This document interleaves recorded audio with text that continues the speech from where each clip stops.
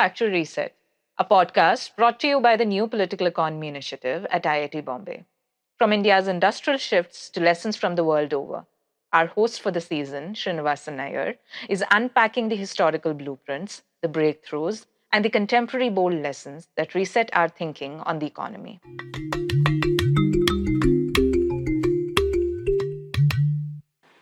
We have with us Professor Santosh Mehrotra, who till recently was teaching at the Jawaharlal Nehru University and is now with the University of Bath.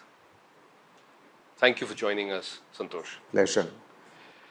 Let's begin with how you would define industrial policy or rather industrial strategy, as you've termed it, as a basis for our further discussion. Well, I think there's a fairly well-established definition whereby a country essentially decides that it needs to industrialize and it has to chalk out a path for it. And what that path is going to be will in some ways, of course, be determined by how big the country is, what its resource base is, what stage of development it is at. And I mean, the reason why industrial policy is so important or industrial strategy is so important because it's absolutely central to a process of structural transformation. And for all developing countries, if they don't undergo a process of structural transformation where essentially two things happen, where increasingly the share of output is accounted for by industry and by services, and less is accounted for by agriculture, as well as at the same time the share of employment in the total workforce is that's accounted for by industry and services also grows at the expense of agriculture. And the reason why this needs to happen is because we know that in industry and in services, productivity is much higher than in agriculture. So workers need to move out of agriculture. And for most developing countries, the problem has been that workers have moved out of agriculture gradually, but in a very, they've gone to services rather than to industry. Now, first of all, I think it's important here to establish what I'm talking about when I speak about industry, because there's a certain amount of confusion that it amounts only to manufacturing, which it is not. Manufacturing is the dominant part of it, and our subject we'll come back to, but it includes construction. And construction obviously comes from the development of infrastructure. It includes utilities, it includes mining and electricity and so on, and water supply. So we've got to think of all these things together, and the tragedy of much of the global south, Latin America, Africa, South Asia in particular, though much less so in Southeast Asia, has been that they have not industrialized. While a certain amount of structural transformation is taking place in the sense that workers are moving out of agriculture, they've gone into services. And there is a limit to how many jobs services can create. So what has happened is, willy-nilly, as workers move out of agriculture, they move into informality. So from one sector of informality of agriculture into another sector of informality. Now, this is to be contrasted with what happened in the industrialized countries. In the industrialized countries, when they industrialized, of course, they first sort of industrialized before the services sectors really began to grow, which is not surprising. Why? Because what do the services sectors do in any economy, not just in the industrialized countries? What they do is they service output. Who produces the output? It's in agriculture and industry. And increasingly, as economies grow, most of the output should be ideally produced by industry. So services will only grow and create jobs productive jobs if output is growing. So that's the intimate connection.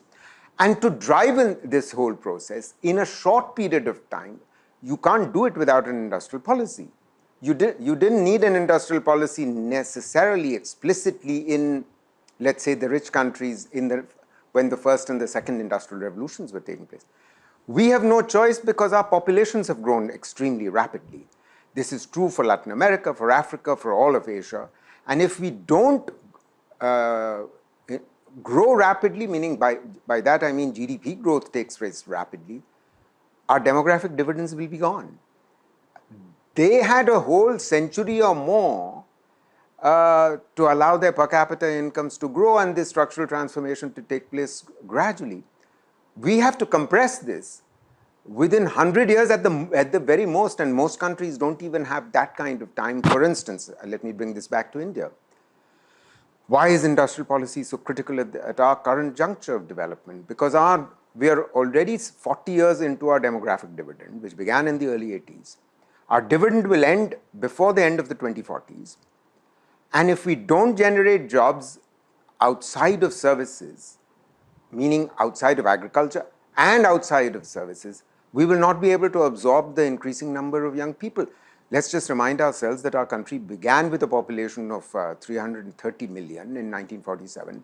China was 550 million at that point. We have now exceeded their population, and which is itself a tragedy, a subject which we will come back to. But I'm driving home the point that we have to generate new forms of employment in sectors that have not grown, and that's why you need an industrial policy. I mean, finally, if I might say, you need an industrial policy because 100 other countries have it.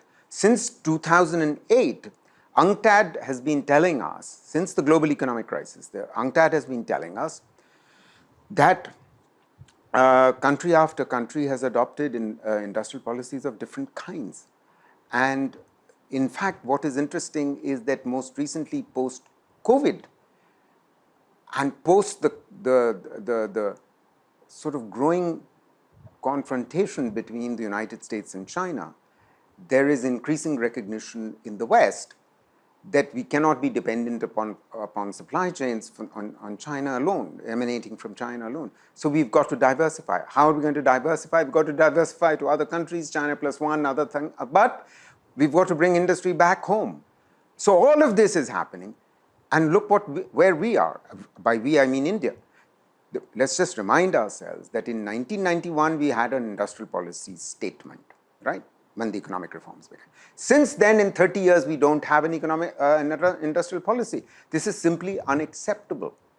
And none of the other things that have happened more recently even begin to correspond to what I would call an industrial policy. So, thanks for that. But if I would press upon you to list out some crucial policies which you would consider are critical for this transformation, and you've written about urban policies, or you've written about the push for infrastructure, and they do have an incredible bearing, including capital market policies with respect to that, which have a bearing on structural transformation of the sort that you just spoke about. So could you just share with us, what do you think are the major instruments which are at play? Even whether they're effective or not, we'll turn to later. Right. Well, what is at play since 1991 in India, since our economic reforms began, is an implicit industrial policy. And if you look at the industrial policy statement and notice that they called it an industrial policy statement and not a policy or a strategy, they simply talk about two or three things. Opening up, reducing tariffs, greater export orientation, deregulation and liberalization and delicensing of capacity for Indian industry, and that sort of thing, and restricting the role of the public sector to only, if I remember correctly, about 8 sectors, when in fact the number of sectors that the public sector was fairly big in all the way till the economic reforms began in 1990, were many, many more. So those were all very good things, very important things. They had to happen. There's just no question about it, because India had been growing very slowly until then. India needed to grow much faster. Its demographic dividend was already on its way, and we needed to grow and create more jobs. So the other objective, to my mind, of industrial policy needs to be a focus on job creation in a way that it has not been in the industrial policy statement of 1991, and we've already paid the price for that. So if you talk about instruments, the instrument I've already mentioned that have been there in the implicit policy. Well, those instruments have not done it for us, because that kind of openness has resulted in, let's just look at some of the so-called instruments that were used in the economic reforms. That we will reduce tariffs from a peak of 150% down to 10. How was that done? It was done very quickly. It was brought down from 150% in 1991. By 1998, it had come down to 40%. Within a matter of 7 or 8 years, within the next 4 years, it came down from 40% to 10%. And these reductions in tariff rates happened at a time when we had not done away with something, an instrument that was already available in since Industrial Policy Resolution 1956, which is reservation of products. I'll come to that in a minute. But this tariff reduction was so fast that there was a real problem with that. There were 2 or 3 problems with this opening up that happened, which is, to my mind, the opposite of industrial policy, unfortunately. Although it was stated as part of being in the industrial policy statement of 1991. So what were the problems? First, the tariff rates were brought down very quickly, too quickly, instead of allowing our own industry to adjust to opening up, given that it had for 40 years evolved within a closed market. It was too fast, firstly. Secondly, the problem was that we had since 1956 had this instrument that had been used for industrial policy, creating small-scale industries. In 1956, when this process began, there was 0 products reserved for small-scale industries. Most of those products which began to be reserved were consumer products, fair enough, because the objective of the planners then was that we are going to generate employment in this way, because the heavy industry first, capital goods industry focused, import substituting industrialization strategy that had been adopted would not have generated jobs. It might have pulled a few workers out of agriculture, but that was not good enough. We needed to generate jobs in the non-farm sector. So how we were going to do it? Small scale industries, reservation of products for them. Gradually, the reservation of products increased to the point where by 1990, in 34 years, we were at 836 products, which is utterly ridiculous, so that the large enterprises could not enter those sectors. Now, these units wouldn't want to grow bigger because they would have lost all the benefits, the subsidies and the other benefits that they were getting. And in fact, it caused something very, a sort of distortion to emerge in the economy of the following kind, that our big corporates, and we had big corporates at independence, they started creating small-scale units from their own funds in order to take advantage of this. So instead of, economies of scale, you're getting the opposite happening in our economy. So we have now practically a catastrophic situation. What do I mean by that? It will stun you, the numbers I'm about to cite for you. The result of this process was that currently we have 66 million enterprises in the country. Now, of which about 80% are, of course, own account units. But the remaining 20% odd units are so-called micro, small and medium, MSME. Now, these micro, small and medium would employ 2 workers to 9 workers, which is what I call unorganized or micro, and then you have the small and the medium. The trouble is, when you have 66 million enterprises in a country, in 2023, which is when we are talking, no more than 30% of these enterprises are registered anywhere. So the government doesn't even know of their existence. This is the situation that had been created. We had to deal with that. No, what did we do in post 1991? We reduced tariffs and exposed all these small enterprises, not just the large ones, but these small enterprises, to imported consumer goods, and they got wiped out. They got really battered. And that caused a certain amount of deindustrialization, which is one of the reasons why manufacturing contribution to GDP in our country, or GVA in our country, was 17% in 1992. It is still 17%. I mean, it was 17% in 2013-14, and under the current government, it actually fell to 13%. We can come back to that story. So what I'm saying is, the problem with that industrial policy statement was that it didn't take into account that it had not opened up these small units to domestic competition. Before opening them up to domestic competition, they opened them up to international competition. So they suffered. So these were the kinds of problems that have resulted in the kind of industrial structure and the size structure of India's enterprises that we've got, because we've got a highly distorted size structure of enterprises in the non-farm sector. And the vast majority of these units are merely for survival. They don't, majority of them don't grow. And when the government of India today talks about Make in India and so on, it doesn't talk about all these enterprises. For them, it can only give SOPs. It can give a mudra, it can give a Swanidhi loan or handout. That's not going to help them grow out of where they are. And that's where that's the current state of the Indian. So if you ask me, what is to be the new instrument of, what are among the new instruments of industrial policy in this day and age, in 2023?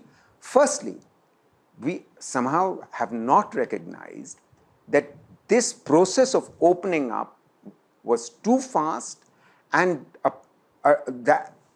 secondly, please don't misunderstand, I'm not talking about pre-1990, going back to pre-1990, but that would be a catastrophe, because that was the reason for the slow growth. But what has happened post 2002, between 2002 and now, is that we signed a series of free trade agreements, and those free trade agreements unfortunately allowed an inverted duty structure to emerge.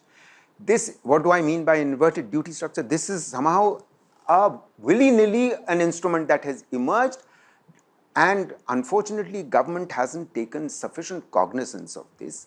What's implied by inverted duty structure, which is damaging, which has been damaging our large industry also. The way the tariffs are structured in a whole series of products which ought to have emerged in our economy, like chemicals and paper and aluminium and electronics and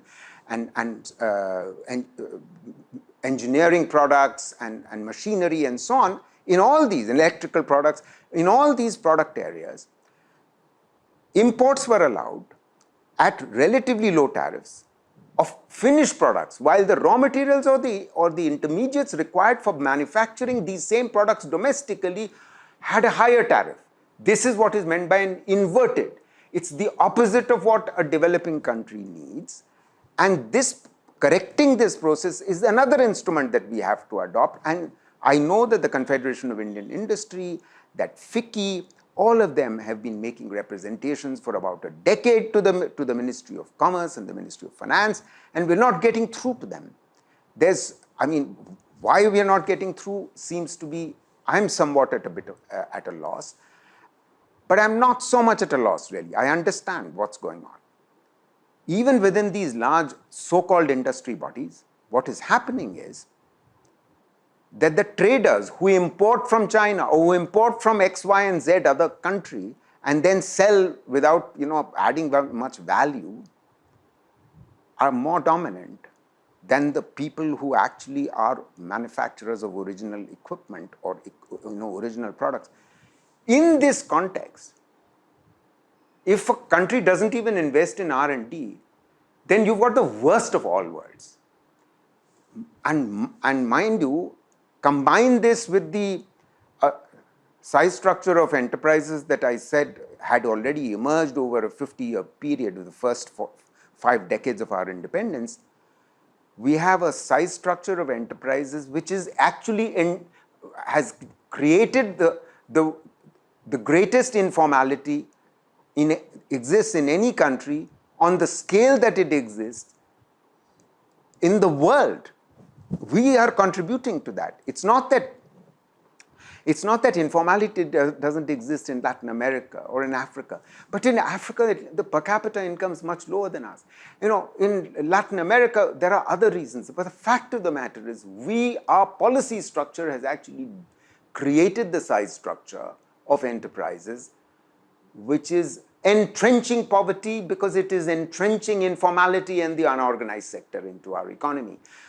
Now, clearly, we have to correct all these things. How are we going to go about correcting this? I would say we have to begin bottom up and not start top down like the PLI does. We can come back to PLI, but So let me first talk about what does bottom up in my view mean, and I'll speak about all the various things that you mentioned earlier. Given the fact that we have such a large number of enterprises, and the size structure is biased in favor of nano and small and own account enterprises, we have to ask the question, where do they exist? Now, the important and interesting thing is that there's a book which someone wrote called India Grows by Night. Well, where does it grow? Let's just recall. It grows in the 6,000 odd clusters of manufacturing activity, of unorganized sector activity. These are organic clusters which have grown across the whole country. Every state of our country, so imagine if there are 6,000 such clusters doing not just artisanal products, not just handloom or handicraft, they are producing industrial products, and because there are 1,500 of those kind of modern industrial products. But in addition, there are of course handloom, handicraft, other artisanal products, and by traditional products I mean you've got jute and silk and the weaving of silk and products from jute and so on. The diversity of the manufacturing in our country, which has emerged over the decades in these organic clusters, has to be seen to be believed, and there is real dynamism there and entrepreneurship there. Now, what does the government do in this regard? Because the role of the state has to be taken into account. Which is the ministry involved in all of this activity? Two main ministries. One is the MSME ministry, the other is the textiles ministry.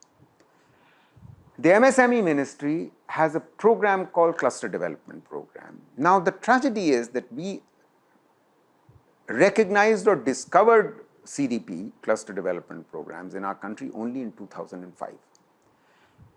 Now, I have to say something briefly about the history of clusters across the globe, because these were you see, cluster development was the basis of North Italy's industrialization.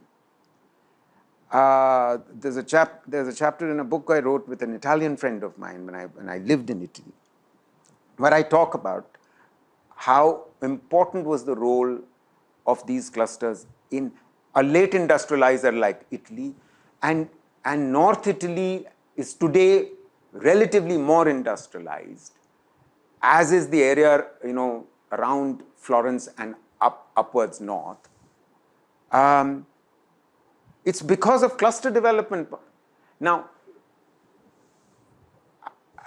we also have to look at China. How do you think China has 100 clusters which manufacture socks? It says something about how they have used clusters. And we've got to go back to see how industrial policy was so central to China and East Asia becoming the factory of the world. It's not just that Korea, Taiwan did it. We all know the story of Korea, Taiwan. I don't think enough people in India know the story of China, how they did it. It happened grew slowly through what were called the township and village enterprises, which until 1980 used to be part of the Chinese countryside, and they were rural enterprises which were state owned, and then gradually, once their economic reforms began, they were privatized and they became thriving enterprises. And that's where, and I mean, there's a whole strategy associated with the Chinese, which I don't think we can talk about because time limited. I'm just really focusing on the fact that they had a whole strategy associated with enabling organic clusters to grow, although they did use, to some extent, induced clusters, new clusters. And the tragedy with our state governments is that they think that, they should induce the creation of new clusters by, setting up an industrial park, food park, this park, that park. It's damn hard work doing that, because it takes decades. Now, these organic clusters, 6,000 of them spread all across the country, central government needs to put in, firstly, much more money into that, so that they then encourage. I would even go so far as to have a centrally sponsored scheme for it. Get the states to actually commit funds to it, because this whole program needs more funds. Today, for 6,000 clusters, the MSME ministry has a budget which is somewhere between 500 to 1,000 crores at most, which is sort of peanuts for the 6,000. These are the clusters of economic activity. These were the ones which have been damaged very severely by demonetization after 2016, by GST. And they have never recovered. And of course, COVID knocked the bottom out of their lives. And we haven't even got the data as to how many of them have died. And so we need to really put in much more money. Secondly, it's not that the MSME ministry doesn't have programs. We also need to ensure that the 4 types of programs that the MSME ministry has, they have to be targeted at every cluster. Because there has to be a coherent policy at the level of the cluster, of skill development, of credit, of market development, technology upgradation.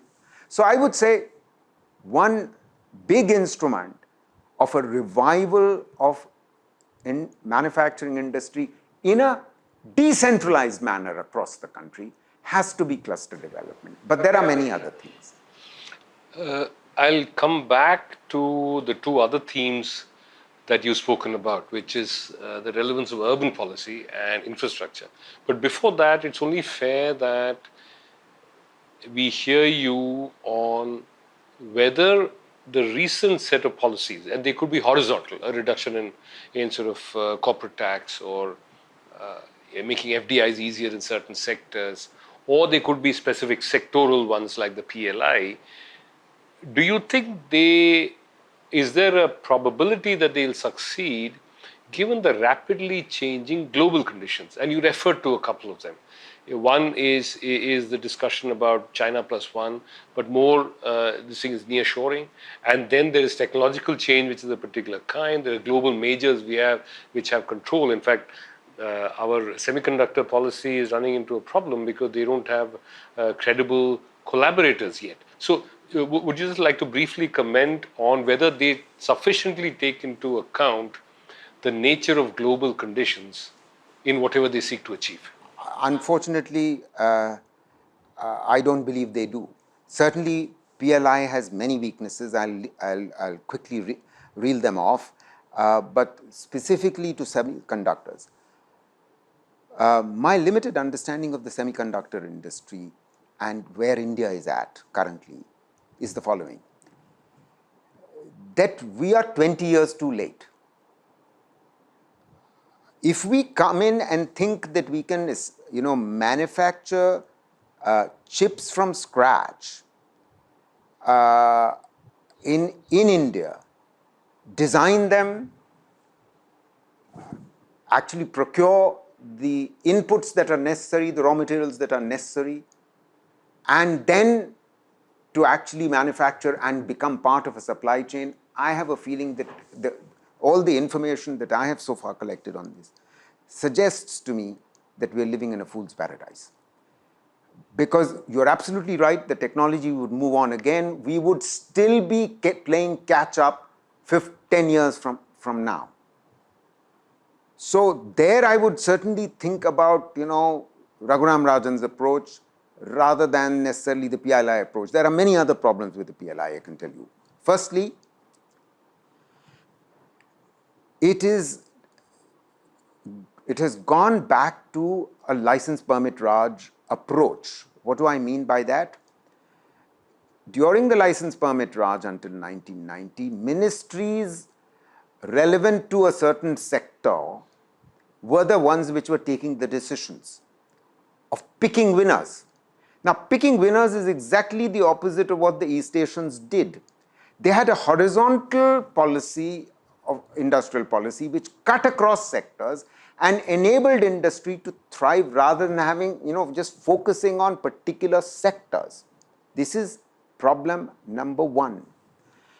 Problem number two, and this is again by contrast to the East Asian model of export-oriented manufacturing, is that certainly in Korea, also in China, the requirement always used to be you have to export if you're going to get any benefits from us. There is no requirement in our country. The benefits that the government is going to give are associated with simply increasing output. You may or may not export, which is highly problematic for a country which has a chronic and structural balance of trade and current account deficit, which is the opposite of what China has succeeded in doing since their economic reforms began. Thirdly, the choice of sectors is almost entirely, 11 out of the 13 sectors are capital intensive. Only 2 sectors, textiles and one other which I'm forgetting, food processing, are labor intensive. Now, finally, the allocation of over 5 years is about 2 trillion rupees. That's a vast sum of money for a country which has been facing a silent fiscal crisis for about 4 or 5 years, and our debt to GDP ratio is already at 85%. So what's the alternative? I'm not saying that you don't have some sectors where you do attempt to, support. Your choice of sectors has to be very carefully determined. I don't think we have enough time to talk about that. However, I'm going to go back to something which I just said, which is most of the sectors here in the PLI are capital intensive.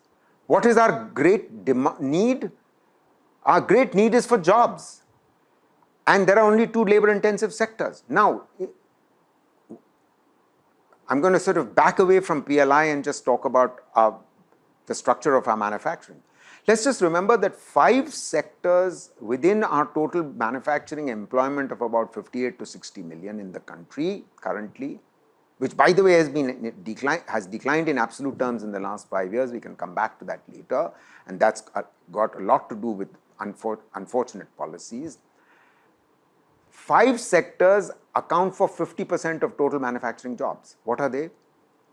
They're all labor intensive. Food processing, textiles, garments, leather, footwear, and furniture. Yes, there is cigarettes also. There is cigarettes, but You know, you and I are not going to support the production of cigarettes. So that's why I didn't mention that. I didn't even include it. I mean, of course, it's there in the data, but I'm saying these are 5 sectors which are in desperate need of investment, and they are labor intensive. And these are the sectors which enabled the East Asians, including China, to grow. And we haven't taken advantage of that. Workers are moving out of agriculture at a phenomenal speed, or were till COVID happened, looking for work. Where are they finding work? Because they are very poorly educated. It's only in construction, a subject which we can come back to. And because if the only sector that they are skilled to work in, which is semi-skilled work, you know, low-skilled work, is construction. So to me, industrial policy also means an investment in health and in education, which we have not talked about, and it's absolutely critical. If you don't do that, we will never be able to manufacture quality, labor-intensive products. But let me just come back to these 5 sectors. These 5 sectors, each one of them need a package currently, because they have seen a contraction in the last 4 or 5 years. So, but let me connect that to the infrastructure question which you asked. Gati Shakti is fine. That's big infrastructure. I'll come back to that in a second. But what we also need is that we have to provide better infrastructure in the 6,000 clusters, so that you provide them with better utilities, and that would attract more investment into these organically grown clusters. Point 1. Point 2, in these 5 sectors, wherever these clusters are located across the country, these 5 labor-intensive manufacturing, because they are also a significant proportion of the output is in the unorganized sector, but it's also in the organized sector, and they are all clustered in geographic locations. What we need is specific packages for these. Now, had that been happening simultaneously, I would say we are moving in the right direction. But PLI alone, especially in the way it is currently structured, is not going to do it for us. I mean, it's sort of pretending to compete with China, when in fact all that has happened in the last 3 years since the PLI came into existence is that our imports from China have grown. On infrastructure, and in fact this is at the intersection of, on the one hand, the sectors that you mentioned and the 6,000 clusters that you mentioned. Do you see a lot of room beyond Gati Shakti to actually be able to revive these? Because there was some discussion earlier about reducing logistics costs. I mean, I know, for example, cold storage all across India suffers from this chronic power shortage, or rather uncertain. So would you want to, how important is that in terms of a component of industrial policy? Look, notice that I haven't talked about big infrastructure much so far, because we all know that India has an infrastructure gap. We all know that our logistics costs are relative to other countries much higher. And I believe that the government's already on the right track there. That's fine. The trouble is that, is it enough? And I am saying it is definitely not, because had it been, several things would have shown up. What are those several things? Firstly, you would have expected manufacturing contribution to GVA risen after 2013-14. It has not. If anything, it fell. Secondly, you would have expected exports to grow. Well, exports fell in dollar value terms, and merchandise exports fell for 5 years from 15 onwards. We have only just recovered in the last 2 to 3 years, and it's only because our services exports were doing well over the last 6 or 7 years that our current account deficit was not much worse. But now, given the international environment, we have no choice but to actually enable our merchandise exports to grow. And one of the very important reasons why our exports are not growing, were not growing, is not even talked about in this government. Let me just remind you that in international trade, one thing very important is what is the real effective exchange rate. The real effective exchange rate of your currency must not appreciate. If it appreciates, it means your exports become more expensive. Now, the reason why our exports grew from 11% of GDP in 1992, or 10 or 11% of GDP in 1992, to 25% of GDP by 2007-8 was because our macroeconomic policy management was excellent relatively, and the exchange rate was not allowed to appreciate. You look at the index, it was around 100 and it remained at around 100. In the last 7 or 8 years, it has appreciated by somewhere between 8 and 20%. Now, how can you allow this to happen? You may claim that inflation rates are much lower than under the previous regime, but that's not doing it for you as far as your exports are concerned. Your export to GDP ratio has actually come down. What I want to say on the urban policies is the following, that again the priorities of this government unfortunately are misplaced.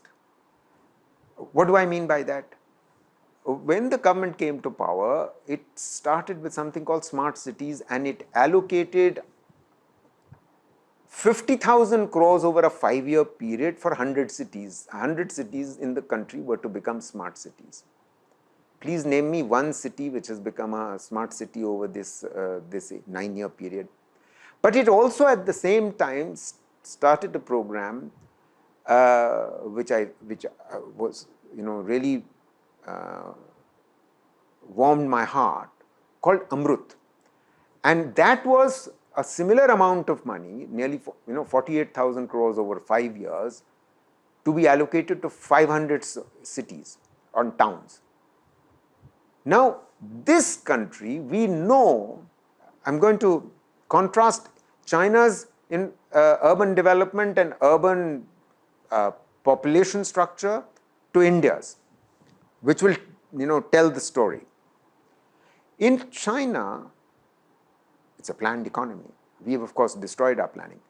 China has the size structure of its towns and cities is as follows: that the tiniest towns account for only about a quarter of the total urban population.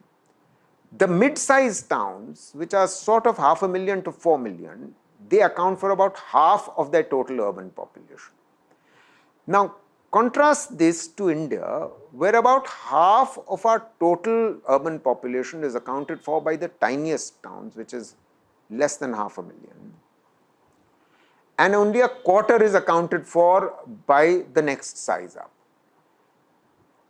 Now, for a poor country which is trying to manage its scarce resources very carefully, it needs to manage its resources such that it allocates infrastructure, public investment into cities, into a limited number of cities. And I would say, and I have argued, in fact, in my published work, that these cities should be the clusters, where the clusters are located. This is where the small towns are, because they are surrounded by villages.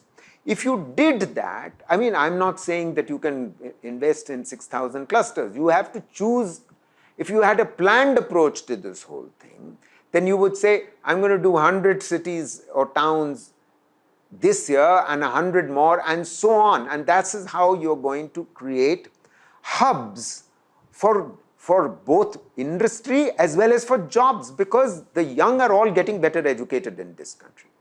The girls are all getting better educated. They are all looking for non-farm work. They don't want to be in agriculture. But they don't want to necessarily travel to Bangalore, Hyderabad, or even Lucknow or Patna for that matter. They would much rather have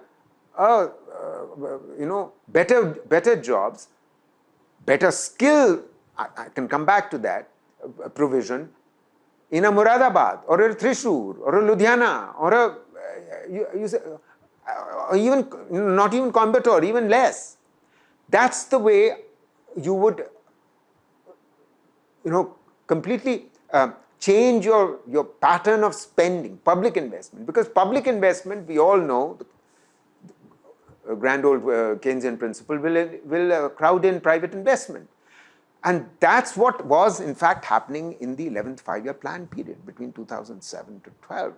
I mean, there was massive investment in infrastructure taking place. Because our hope on inviting more FDI, and because you mentioned FDI, we haven't talked about that, I'm just going to say the following thing.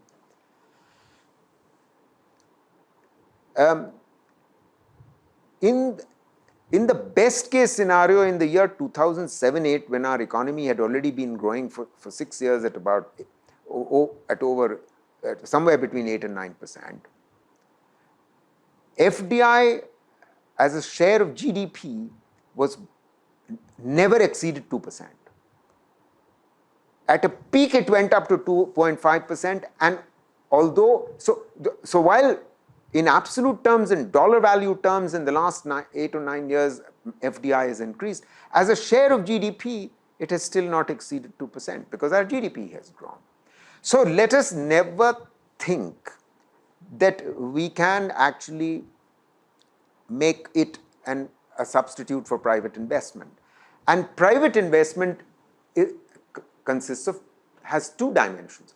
One is the corporate investment, and the other is, of course, the household and the MSMEs. And the bottom has been knocked out of the lives of the MSMEs. They are not investing. They cannot. If anything, the larger companies are growing at the expense, since demonetization and GST, at the expense of the unorganized sector, the MSMEs. This is not the way forward. This is the opposite of the way forward, because you will not get inclusive growth.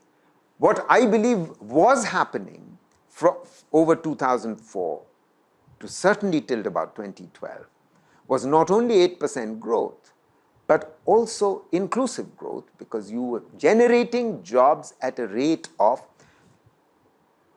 per annum, non-farm jobs, and only the non-farm jobs matter. I'm going back to where I began. We were generating new non-farm jobs over that period at a rate of 7.5 million per annum.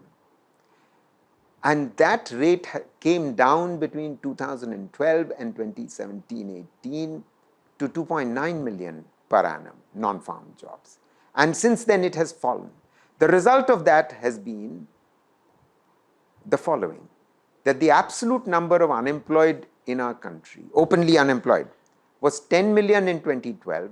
It was 30 million in 2017-18. In 17-18, our unemployment rate was the highest in 45 years, ever in recorded history. And since 17-18, which is the year after demonetization and the year of GST, it has worsened. On that somber note, and knowing that you're short of time, let's turn to reflections of a more theoretical kind. In fact, all the discussion that you've had and you're thinking about the need for structural transformation and industrial policy, it leads one to conclude that several tenets of mainstream economics need to be challenged. You mentioned one of them, which is that public investment is going to crowd in private investment, which is quite contrary to what's upheld in mainstream economics. So can you share with us more of such observations which may make you inclined to think that we need to, in a sense, create a new orthodoxy? Well, firstly, I should say there is good news here, in the sense that the orthodoxy itself has shifted. Let's just recognize that, when we started our economic reforms, that was the 1990s was the heyday, 80s and 90s was the heyday of neoliberalism, of the Washington Consensus. And because we all know the experience with the tequila crisis in Mexico, then the Asian economic crisis, the Russian crisis of the late 1990s, all of that Then, neoliberalism was already beginning to crumble, and by 2007-8, the global financial crisis, even we could see that the post-Washington consensus, which sort of Joseph Stiglitz had tried to articulate, itself was already giving way. So the International Monetary Fund, the World Bank, they both changed quite dramatically. And honestly, this shift, I'm convinced, actually went much further during the COVID pandemic. I think it's pretty clear that Keynesianism was already triumphing to post-2008 across the globe. And certainly we survived the 2008 crisis much better precisely because we had appropriate macroeconomic policies, although we did loosen our fiscal purse way too much. That's not the subject of our current discourse. The point is that COVID pandemic resulted in a complete Keynesian revolution, because there's just no question about it that if since 2008 industrial policy is part and parcel of even the United States, then what is left? And since the break with China, perhaps that's an overstatement, it's not really a break, because it's not that trade between US and China has fallen, or that between India and China has fallen. The point is that industrial policy has really taken root. Even people like Danny Roderick are now talking about a new industrial policy for the United States, and so on. So that's the one big thing that I think has happened, which is good news for industrial policy.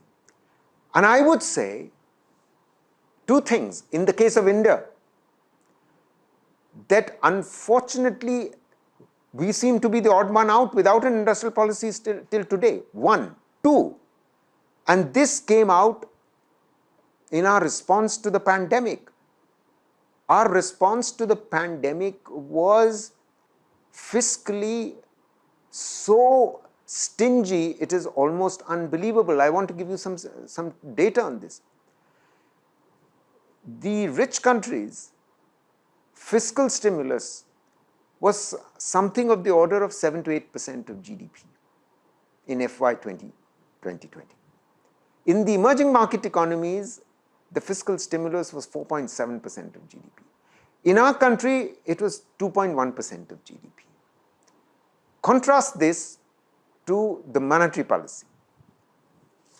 In the emerging market economies, the monetary policy stimulus was of the order of 1.9% of GDP. In our country, it was around 6% of GDP. So, it's as though we have taken on neoliberalism just when it's dead in the rest of the world. And we're forgetting what the rest of the world is doing. And unfortunately, we paid the price for it, and unfortunately, we are still paying the price for it. So, what I would say is that theoretically, I think the situation is that finally, I would argue that heterodoxy is actually trounced orthodoxy. It's gone much further. I'm not saying that it is not alive and kicking in India. Unfortunately, it still is. However, there are enough people who are at least talking about industrial policy. Just the fact that you and I are talking about it is itself very good news. But I don't think the narrative has gone far enough. We have to take the narrative much deeper. And more people need to begin to realize that their future actually depends on this. Because most policymakers, academics, and ordinary people still somehow live under the assumption that we are a very young country. We were. We are not any longer. Our median age is already 29 years. Till 5 years ago, it was much less. We keep thinking that we will always be 25. Are we? let's just remember that if 2/3 of our population 5-6 years ago was below 35, that's the statistic that we've all been, has been floating around. We are now 5 years down the road, and in 15 to 20 years, our dividend is gone. All these people will be at retirement age. So we will become an aging society, which is what has happened to Europe, it has happened to China, and our dividend will be over. China rode the wave of its demographic dividend on the strength of industrial policy. And we don't even have an industrial policy yet. And we haven't even begun to realize that our dividend is running out. And my last point on this, and it's connected to obviously to jobs, and jobs for industry, and jobs in industry and services for our growing young population. Let's just remind ourselves that the Chinese leaders have been saying ever since 2015, their dividend ran out somewhere between 2012 and 2015. They became an aging society, and their leaders have been saying, we have become old without becoming rich. Europe grew old only after they became rich.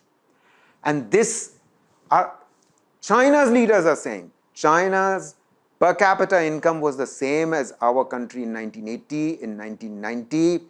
They are now 5 times our per capita income at nominal exchange rates. If they are saying it today, can you imagine what our situation will be? We have no choice but to adopt much better health and education policies to reduce our population growth rates in the Hindi belt states, one, and because that's also part of industrial policy, and two, we have to adopt an explicit industrial strategy, some of its components we've just been talking about. Thank you very much, Santosh. Thank you indeed.